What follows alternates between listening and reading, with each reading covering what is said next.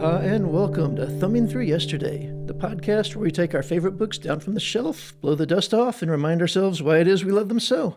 My name's Tom Galley, and joining me today is Tony Pasculi. Happy to be here. And today, what are we talking about? Today we're talking about one of my favorite Zelazny novels, Roadmarks. It's a standalone. It's a very, very strange book. It's one of my favorite books. I have lost track of how many times I've read this book. I think at least 6 or 7 times. I first encountered it in high school. But to get a perspective on its strangeness, you're reading this for the first time. What did you think? I'm reading it for the first time. Well, this book, in a way, is about time travel. It's a very, very nonlinear story. And I literally finished reading the book without even setting it down, went back to page 1 and started reading the book again because I was not remotely convinced that it held water. Yeah. And on reread, did it hold water? On reread, I am stunned at how well Zelazny manipulated the details and appalled at how much credit he gave me as a reader. Because short of reading it a second time and taking notes, there's no reason for me to think I ever would have picked up on some of the details. And they are replete. It is jam-packed with these tiny little moments that if you blink, you miss them. Yeah. And when they come back around at the beginning of the book, you don't appreciate them. Yeah, it is delightful book to reread for that reason, among others. It is just fun. I like that he gives his readers that much credit, though. Although part of it was sort of a Dadaist experiment. He wrote the book linearly, as I understand it, and then just sort of like scrambled the chapters. There were some that he needed to maintain the order for the climax, but everything else he just kind of assigned them randomly and said, okay, that's the book. Huh. And then once he had done that, he arbitrarily decided that the first chapter would be chapter 2, and the next chapter would be chapter 1, and then 2, and then 1 throughout, alternating. Yeah. So you have no clue. So if he'd numbered them with the original numbers, you'd go, you fucker. I just put them back in order and read them that way. You can't do that. Yeah. Yeah. This is a book that I think benefits from that because of its nature of being about sort of the nature of time and space itself, but where other properties I think don't hold up that way, like Tarantino. Have you ever seen a movie, True Romance? Yes. Which Tarantino famously wrote out of order, like Pulp Fiction, and then Tony Scott reassembled it in the correct order and shot it that way, and I think it plays better for that. Yeah. But this, I think, plays very, very well, being sort of here and there. Things are uncertain. You're not sure what's going on. You're sort of put in the same position as who's it, Corwin at the beginning of Nine Princes of Amber, of just like, okay, I can see that. Yeah. Desperately trying to get these clues and assemble a sort of coherent picture of the world which you are thrust into. I love this book. It's so much fun. Yeah. But again, there are, we have characters who we're introduced to who seem like they're going to play a really significant, important role who simply never return. Oh, no, they did return. You just didn't realize that the couple fighting in the background scene in chapter 2, the 12th chapter 2, were in fact that character leaving. Yes. And again, on the second time through, I kept coming across these things going and just being like, whoa, he thought of that. He did that. I mean, even in a linear, telling the story in a nonlinear fashion does not facilitate understanding. Mm-hmm. But even in a linear layout, that would have been a detail where, again, if you blinked, you missed it. And you just wonder, whatever happened to her? Yeah. Why were we introduced to this character who simply never comes back again? It's been so long since I first read it, and I've read it so many times since then, so I don't know what my initial impressions were, other than they were obviously favorable enough to read it again and again and again. But I know with other properties that I've experienced that are sort of nonlinear, well, let's take The Sixth Sense, for instance, which is not nonlinear, it's very linear, but there's a reveal at the end, and then it makes you rethink everything you've seen before. Yes. And you do that, and I love that. I love that, of just that process of going, oh, wait, but that means, and then. Yep. And I think this book lends itself to that, and you do that, and maybe you don't get it all, and I think that's okay. But I think you get enough of it that you get that experience, which is, I love that experience. Yeah. Yeah, indeed. I feel like maybe there are 4 or 5 levels of detail here. Right? I mean, so there's a very gross level. It's like, oh, okay, I've got how those pieces fit together. But the on the second reread, I picked up a couple more levels, and I think I spotted that there were a couple of even smaller details that probably, if I had gone through a third time, would have linked together as well. Interesting. Like what? What's an example of a thing you think didn't? Small black car. Okay. Oh, man, I don't even remember. well, there you go. Okay. So there's people are driving up and down a road. So Yes. this whole thing is about driving. This whole book is about driving, and people in vehicles stay in the vehicles that they're in, right? So we know that the hero has a blue pickup truck, for example. There's this great bit. Well, there's 2 great bits related to black cars. There's a black Volkswagen. So early in the story, our hero Red gets flagged down on the road by a guy driving a black Volkswagen. He says, "I saw you crash and burn down the road a ways." Yeah. Right. And Yeah. this is when it clicks. Hey, this could be a story about time travel. And then in that last chapter, or next to the last chapter, when he crashes and burns, it mentions the black Beetle driving by. But there's also a small black car that the guy, when the Marquis de Sade is riding the Tyrannosaurus Rex. Okay, if you haven't read this book, stop. You're just not going to be able to follow this. When the Marquis de Sade is riding the Tyrannosaurus Rex, he tries to stomp on a small black car, which scoots out of the way. Yeah. A few chapters earlier, the small black car had passed the black pickup truck. Yeah. And a couple of chapters later, we find out that it's got Timian Tin in it, who's getting out to come and see the dragons. Yeah. His small black car. But I mean, that's just it. A small black car passed him. That's it. Yeah. So but you know who was driving the small black car, right? It was Timian Tin. Well, there's The first time, that was Tato. it's Adolf Hitler. Oh, he did say Adolf. That's right. And No, I think- I never realized it was Adolf Hitler. Oh yeah, it's Adolf Hitler, and that's why, and I believe that's the whole reason why the T-Rex smashes it, because just for the poetic justice. No, of, he doesn't. He fails to smash he it. fails to smash it. But Oh, it's okay. not. It's not the Volkswagen. It's It's a Timian different- Tin's other small black car. Ah, Right. okay. So there's again 2 different small black cars. One's a Volkswagen Beetle, and one's just a small black car. Okay. But I think that small black car had appeared a couple of chapters earlier. I just wasn't willing to backtrack far enough to confirm that.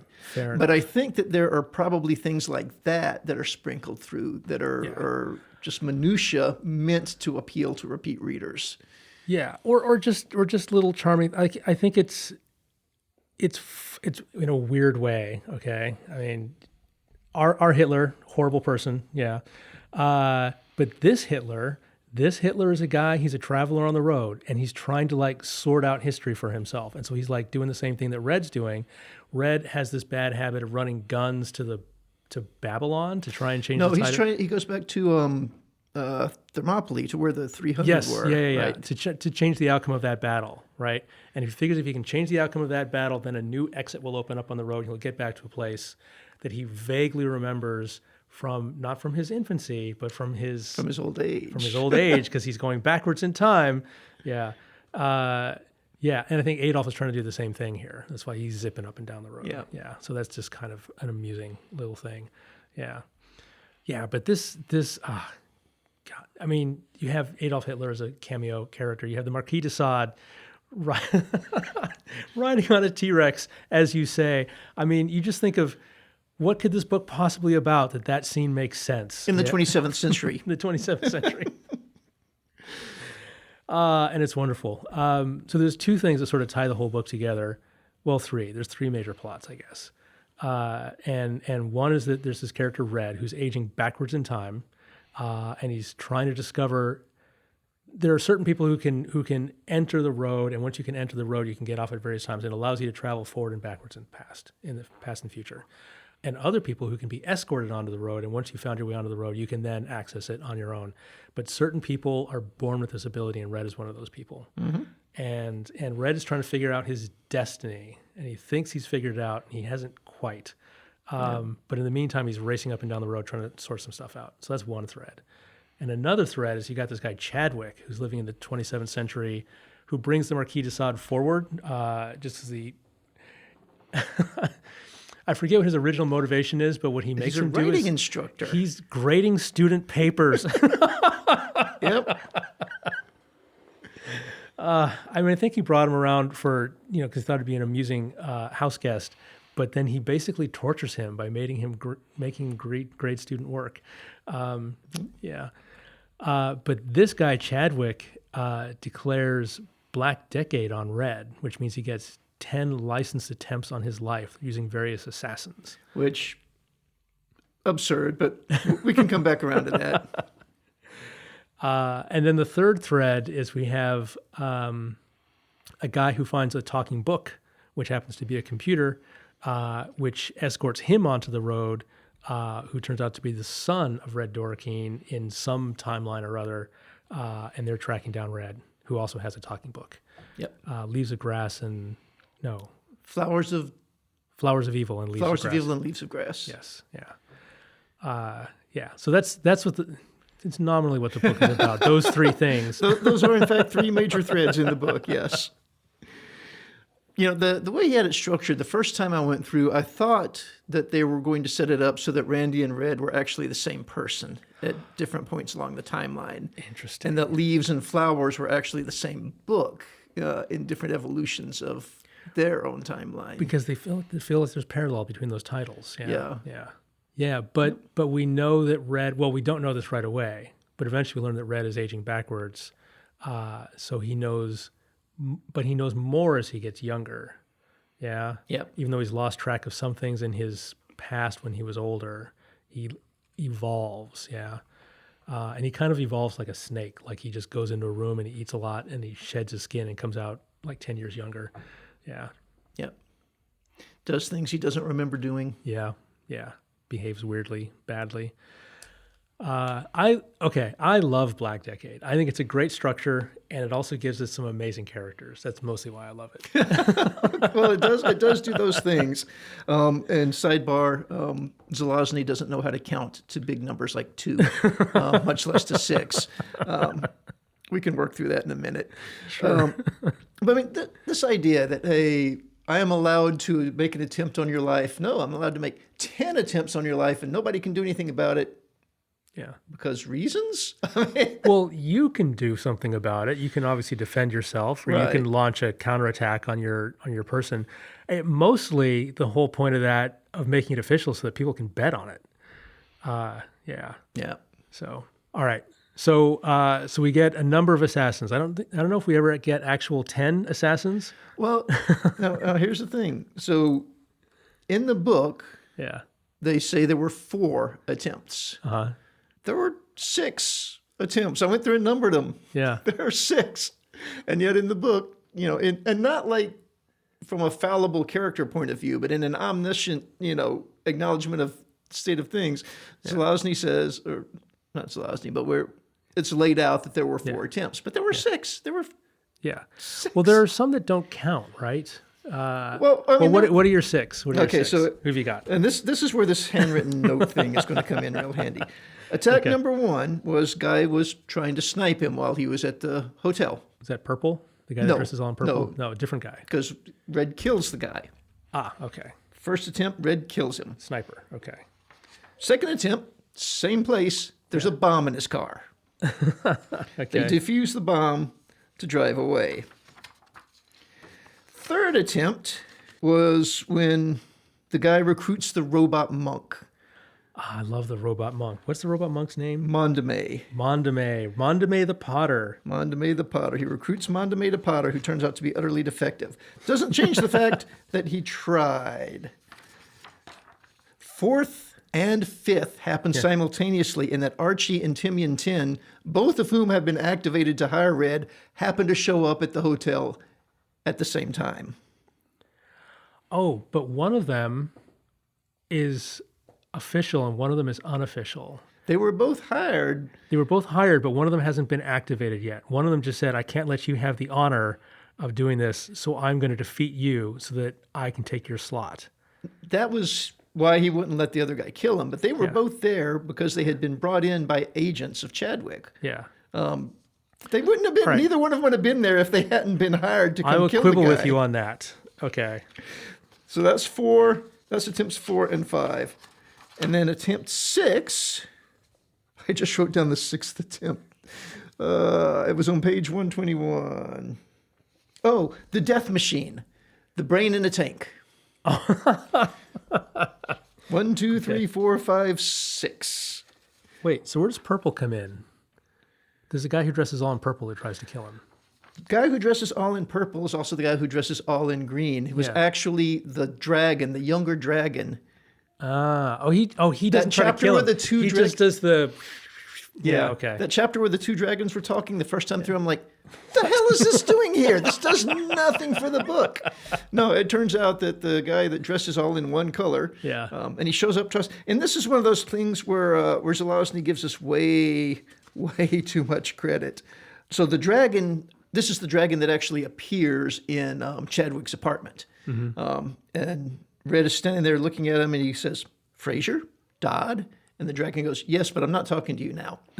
Well, you have to remember that Fraser was a hitchhiker that he picked up, who later did magic stuff and ran away. And then Dodd was a guy that walked into the bar with him, or the same bar with him, and then did magic stuff and ran away. Yes. Yeah. That's it. That's all we get. Fraser, Dodd. Yeah, but I'm not talking to you now. No context, no relationship, whatever. I like that. He trusts me way too much. But again, on the second time through, I got it. So maybe that's... There's a quote, and we may have mentioned it on this podcast before, and I think it's Tolkien who said it, is that if you're going to write fantasy, that you can't explore. It's unlike science fiction because you can't explore fantasy to its limits. You've always got to have, at the edge of your continent, you've got to have a lighthouse looking out into the unknown. Yeah. I'm paraphrasing wildly. I don't even know if it's Tolkien who said that. But I love books that do that, where they drop a little thing that's like, oh, there is so much more to the story you don't even know. But moving on. Yeah. That's fun. It just gives you the sense of this richness of the world, and you can do it with just a little bit of stuff. Yeah. Which is great. And that actually does connect. It does connect. It's not one of those. But if it had just been one of those, if there was just a dude who shows up and does magic and runs away, that would be its own justification. It's fine and it's fun. Yeah. It was fine and fun, but it did end up paying off. Yeah. Although I'm still a little bit confused about that whole dragon jealousy plotline thing, but it seemed to resolve. The younger dragon didn't get the stash it wanted. It was actually after Chadwick, not Red. Yeah. But it ended up with a T-Rex lover instead, so it seemed to be placated. Yeah. All right. So what are we talking about? Here's my rationalization for 4 assassination attempts as opposed to 6. So, and then we disagree on this. So the initial guy comes. We don't know who that is. But I think he sets the bomb as a backup, and then he goes and tries to snipe him, and neither of those attempts. So bomb and sniping count as a single event. That's okay, one so guy that gets us trying from to do 6 a thing. down to 5. That gets it from 6 down to 5. And then I really think that Archie and Timian Tin, one of them is being held in reserve, and the other one gets dispatched. And Timian Tin, I think, is the one who jumps the queue and comes after him out of turn. Well, we're not quite privy to Chadwick's explicit orders. Yeah. But Archie was brought in by, not Tabo. By an intermediary, not Chadwick directly. Right. And Timmy and Tim, but both of them, or was it Tabo? Now I've gotten confused. But you had 2 different intermediaries, both of whom were working for Chadwick, who went out and recruited these 2 assassins. Yeah. No, I'm sorry. Archie was brought in by Sundok. That was it. Sundok. And yes. Timmy and Tin was brought in by Tabo. Okay. After he lost Strangulina, which was one of those moments. It's like, where did this person disappear to? And she disappears into the background bar fight. Anyway. So I have to say, this book, because I love it so much, and we picked these books like a month in advance, we picked it, I read it the next day, and then I didn't reread it. So this is 30 days old for me, although I've read it several times. So my memory isn't completely fresh. But yeah. So that's my accounting of the 4. It makes sense to me as 4. But we could also say that stuff happened off stage and we didn't see it. 4 apparently is the official counting. Yes. Yeah. Yeah. All right. So in addition to all the just sort of general delight of just, and this is the thing that I appreciated a lot more when I was younger. I love to be thrown into the deep end and just kind of like, what's happening here? What's going on? Mm-hmm. Figure out this world building all on your own. Now I'm less that way. Now I'm just like, oh, just tell me your damn story. So I don't know if I would appreciate this much if I was encountering it for the first time today, but certainly back in high school, it was like, yes, this is amazing. But in addition to that, Zelazny has this incredibly wonderful, dry sense of humor that I just love, where I forget who says it, but they're a bunch of people who have coalesced into the same place. There's a confrontation between Chadwick and Red and their various entourages. And then all of a sudden a dragon starts to appear in a sort of vortex, which sucks all the stuff in this room where the T-Rex has been captive into basically a local black hole, and an enormous fantasy dragon appears. And someone who is with Red says, I take it this is not a local meteorological effect. Actually, that comes from Red. That's Red? Yeah, Okay. Red says that. It's just like, Yeah, they're just standing there very what a controlled line. and composed, watching this weird thing happen. And it doesn't occur to Chadwick to run until the dragon has taken up exception to the Marquis de Sade riding the Tyrannosaur. Yes. And he's like, let's get out of here. There's another line I love in the same scene where the Marquis de Sade is escaping on the Tyrannosaurus Rex, which is threatening everyone around them. And Chadwick says, we'd best get this trip underway immediately. I had not anticipated an employee grievance at this time or on this scale. Yep. I think I highlighted that one too. One of those Douglas Adams understatement moments. Yes, yeah, so much fun. Yeah. Yeah, there's just a lot of fun here. Now, the cigars, I did not pick up on this until far later than I should have on the first time through, but the cigars and the relationship to the fire-breathing dragon. That's interesting. I did not make that connection. Well, everyone that has the cigar fetish either is a dragon in evolution, or in the case of Randy, is son of dragon. Yeah. Which I'm curious to see how does that manifest itself as Randy gets older? Yeah. Because he is growing up. Yes. He was born an infant, and he has his entire childhood behind him. He's becoming an adult. Yeah. Whereas Red and Layla and others of their ilk are born old and evolve backwards. So Randy is only half dragon, so we don't know if he's going to turn into a dragon. Is he going to rubber band or? Yeah. Yeah. That's interesting.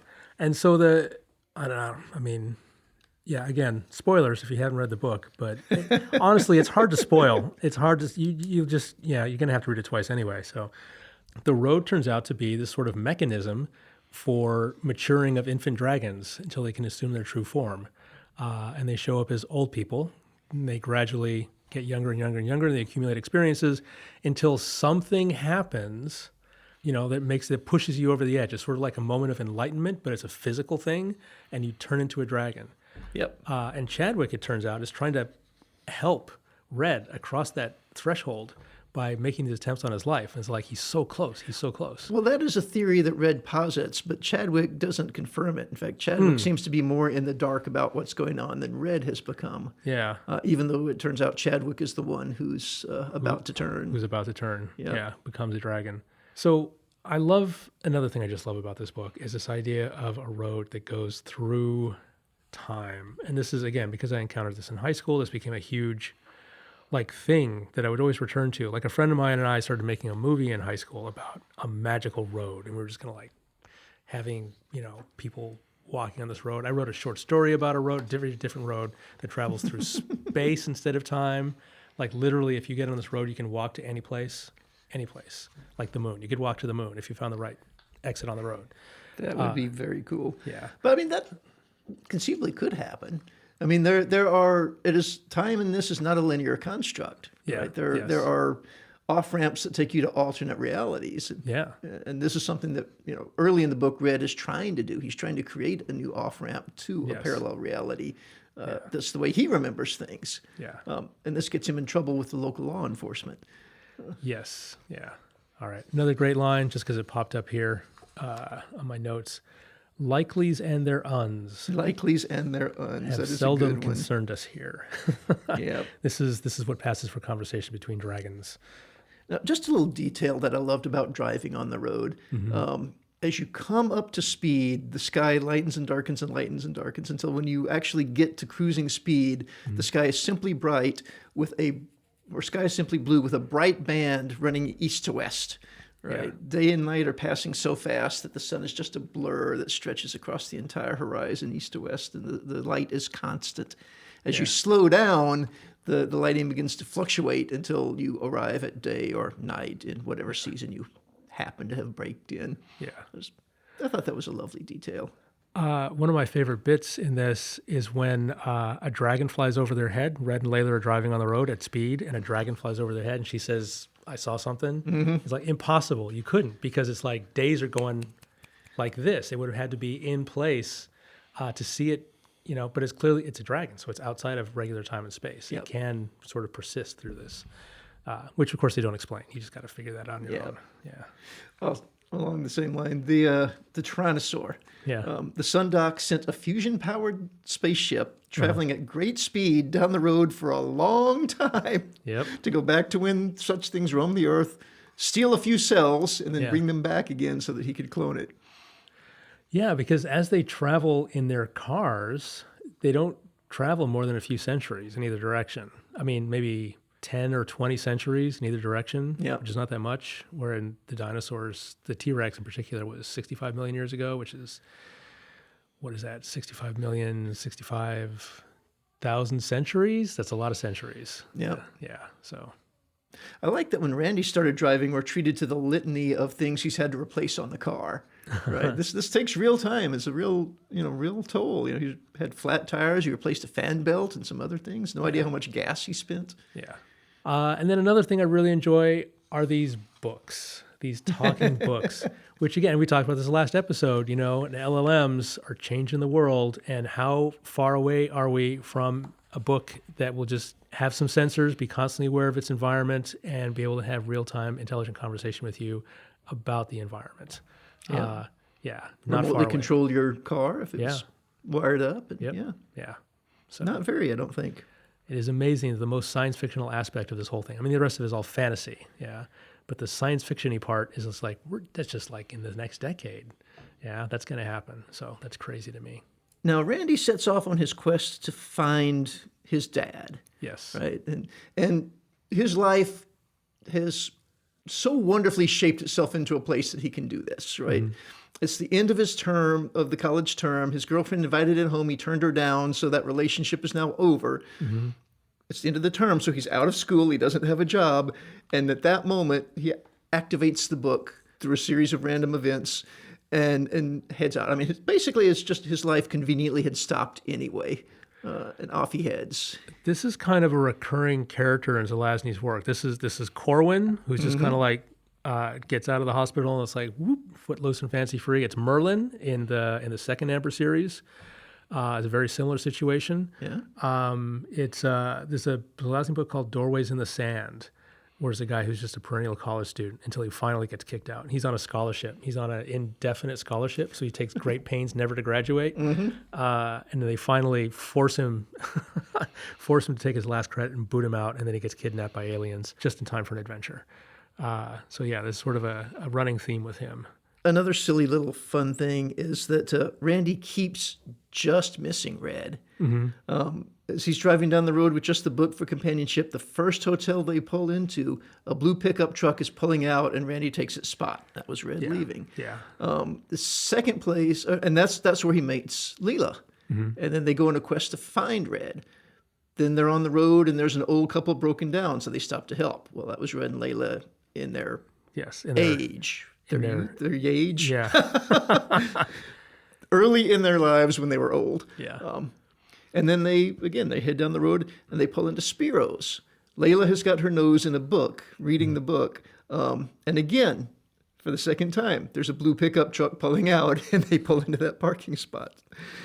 So they've got this weird near miss thing or out of time thing. Clearly there's destiny at hand here, right? There's a thing that I like that happens in a lot of fantasy and science fiction that particularly appeals to me, where you have a vast, vast world. I mean, you have all of time available to you, but not just all of time, all sorts of alternate timelines. It's a huge, huge world to explore. And yet you keep running into the same people over and over again because there's a select few who are special, who are sort of like main characters. And you can go off and you can play with the NPCs for a while. Well, you made the same comment when we were doing Gaia.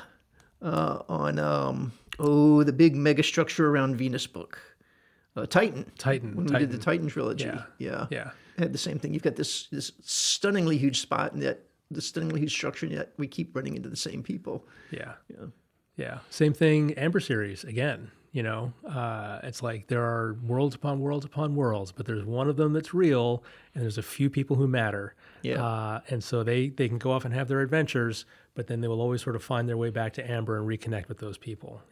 And there's actually a lot of parallel between the shadow in Amber and the road in this book. Right? Because again, there is a road that stretches through time, but there are on ramps and off ramps and byways and parallels, and they repeatedly talk about there are places where there's more than one way to get to it. There's more than one past leading to this moment. So presumably you could make more than one future from that moment. It's very different tonally from the Amber books. This is much more whimsical and much more fun. Amber's more straight up fantasy, a lot of just, violence and clashes and, war for the throne. And this is just a bunch of mostly clueless people bumbling around, getting shot at by super assassins. Zelazny does love a good costume description, though. He does. That's constant. All right, here's a question. Who is your favorite assassin? My favorite assassin has got to be, it's either Timian Tin or Mandalay. Yeah, same. I think I'm going to go with Mandalay. Okay. I loved Timian Tin as a monk, and then as he became less and less monk-like, I liked him not as much. Less and less, as his assassin personality started to reemerge. Although he never turned into, a dick or anything like that. But he was a lot more fun as a monk, I thought. Whereas Mandalay, even though he's been repaired and is now literally a destroyer of worlds again, he's going to go and make pots. This is his plan, to go make pots. There's a fight. The fight scene you mentioned between Archie and Timian Tin is one of my favorite fight scenes in literature, and I remember it a little bit more smoothly to make a sort of point in my head to myself than actually takes place. I recognized this when I was reading through it again, but it's basically that these two people are so highly trained in martial arts that they don't clash a lot. They don't come together and exchange blows. What they do is they take a stance and they take a counter stance. And they shift their weight, and the guy's, and they say, "Oh, you almost had me there.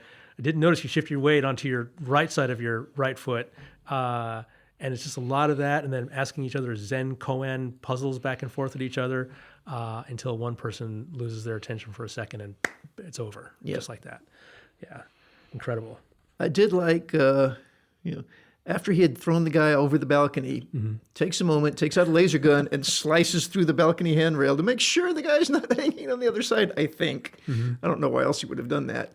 Then he goes and looks over the balcony rail. Okay, nope, he's dead. And then, if I'm remembering this correctly, he admits to himself his shame that he didn't have a response to the previous Zen puzzle the other guy asked him. I don't recall that, but which is they're asking other questions like, what is the sound of one hand clapping, and what is the something? What is the something else? The guy asks that, and he attacks, throws him over the rail, and he says, "I did not know." I missed that. I missed that a little bit. I think it was something like, "What is the color of thunder?" Color of thunder. That was it. But I thought he said he threw him over the thing, and I thought he said this. Oh, maybe. Yeah. But then he goes upstairs to kill Red and discovers that Red's a dragon. Leaves the Chinese character for good luck on the door and walks away in his little black car to show up again at the end of the book.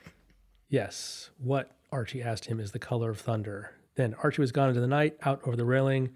"Behold," Timian Tin replied. And then he does some more stuff. And then later he says, "I did not know." I thought "I did not know" was when he opened the door to go kill Red and saw Red undergoing his transformation. And that's when he said, "I did not know." And closes the door, and we don't hear about it, but there's a Chinese character for good fortune engraved on the door the next day, so I'm assuming he did that. That's interesting. Okay, I interpreted that differently. So you took "behold" as the answer to "what is the color of thunder." Yep. It's this. It's me throwing your ass over the balcony railing and then slicing you in half with a laser if you're hanging on there. Well, that's interesting. Okay. But the "I did not know" was he's walking in the door to kill Red, and he's like, "Oh, nope. Not going to do that." That's interesting. I've read this book like 6 times. I never made that connection. That's really good. I think you're right. That's good. That's great. Woohoo! I like it. Not that there's a scoreboard, but one. Yeah. All right. I mean, that's all I got for this one. It's really fun. It's really short. It's a fast read. Read it again. Read it a third time. It's rewarding every time, I think. It's not a long read. I think I did 4.5 hours according to my Kindle, so it's not that dense. So if you're going to pick this up for the first time, ignoring the fact that you've heard all the spoilers that are already here, plan to read this thing twice. Seriously, I think you're doing yourself a favor if you plan to read it twice. Because the first time through, at least for me, I got the broad strokes in most of the story, but there was so much there that it was so rewarding to go through it a second time. Yeah. It's like watching Fight Club a second time or Memento a second time and actually Sixth Sense a second time. It's like that actually tracks all the way through. Yeah. Which I appreciate. I appreciate someone who takes the effort to make sure that it tracks the second time through, that you've actually done the homework and not just like created a moment, which when you evaluate, it's like, doesn't really work. You got away with it the first pass. Yeah. Yeah. So, yeah. Here's a question for you. If you were not reading this for the podcast, would you have gone back and read it a second time? Or you've gone... Oh, absolutely. Oh, absolutely. Interesting. Okay. Well, that's because it, again, high I praise. finished this thing and I recognized what Zelazny was trying to do in sprinkling these like time travel details through and telling the story in a nonlinear fashion. And I was convinced that it didn't hold water. I was convinced that if I went through with an eye to detail, that there was stuff that he had just dropped. Yeah. And no, there isn't. It just turns out he gave me far too much credit as a reader to pick up on these blink and you miss it moments of Strangulina. God awful name. She disappears. She gets hired to kill the guy, and then she simply never shows up again. But you get two, very brief, he gave me a second chance, and I missed it both times. One is in the background of a bar. A lady's leaving with a guy, and Tabo happens to be there, and he's all pissed off because she's leaving. And he says something about, and it's over some ruins. Mm-hmm. Okay, that's very slim context, but we knew that Strangulina had a thing for ruins. And then later, Chadwick talks about the fact that somebody with special hands had just disappeared and never come back. Her thing is she strangles guys while they're sleeping. Yeah. Right? So he gave me two tidbits that I completely missed the first time through. I'm just like, why did he set this person up? And the same thing with the two dragons. Why is that chapter there? It does nothing. Oh, okay. The first dragon chapter is in a weird place because you have no context for it whatsoever. You're just like, what? There's dragons in this book? What? Although there is and at least in my edition, there is a big dragon on the cover flying over the road. So, yeah. I don't know about your edition. Yeah, that's one of the downsides of doing the Kindle is that it opens to page 1 of the book. Mm-hmm. So if you don't remember to flip backwards and look at the cover, I don't think I remembered to flip backwards and look at the cover. I love the cover. It's an amazing cover. Which I don't know. Have you actually seen it at this point? I'm sitting here asking myself that very question. That is the cover of the edition that I know. That is a really good cover. That's an amazing cover, right? It's so anachronistic. It's so full of possibility. It's like, what is happening in this scene? I have to read this book. Yeah. Yeah. This is a blue pickup truck on the road. A vintage blue pickup truck. Last exit to Babylon, and overhead is a fucking dragon. Yeah. So. Yeah, this was just delightful. And I'm glad, when I think of Zelazny, of course, I think of Amber. Yeah, of course. And while there is some humor in Amber and some quirky in Amber, they are not humorous or quirky books. No. Seeing him write humorous and quirky was just so much fun. Yeah. And he really did a good job of this on a number of levels. I'm happy to have experienced this. Good. Twice. Good, yeah. In a row. Yeah. Well, I think it's very high praise that you immediately read it a second time. I mean, that's just, but you're a fan of Zelazny from before, so yeah. Well, that's true. It's not a huge surprise, but it's still high praise, I think. But I like understanding things. Yeah. And I like being smarter than the guy that wrote the book. And I was convinced when I read it a second time, I would prove I was smarter than the guy that wrote the book. And this did not. I'm not saying I'm not, but this book does not evidence it. Yeah. All right. That's all I got on this book, on this wonderful, wonderful book. It is a wonderful, wonderful book. We are in agreement there. Well, then. What's next? I was thinking this is actually a relatively new book for me, although the book itself is nice, is adequately old. A little bit of C.S. Forster. We're going to read The Good Shepherd. The Good Shepherd, which is the basis for the movie Greyhound. The Apple movie Greyhound, yeah. So I'm familiar with that. Not familiar with The Good Shepherd and not familiar with C.S. Forster. So this will be interesting. Woohoo! All right, let's Military look forward novel. to. Yeah. All right. See you in 2 weeks. See you in 2 weeks.